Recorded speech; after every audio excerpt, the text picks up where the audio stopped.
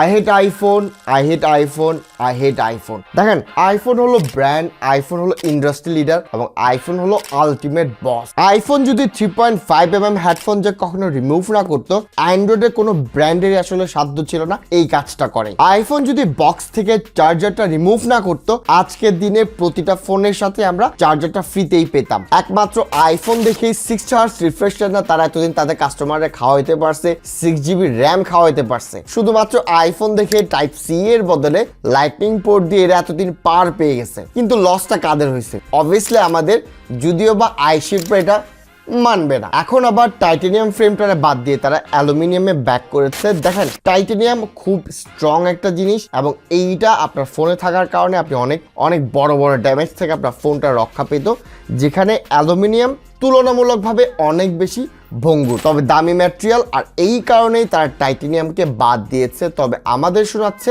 গাঁজাখুরি heating ইস্যুর কথা। 16 Pro Max এ heating issue আছে, দ্যাটস ট্রু।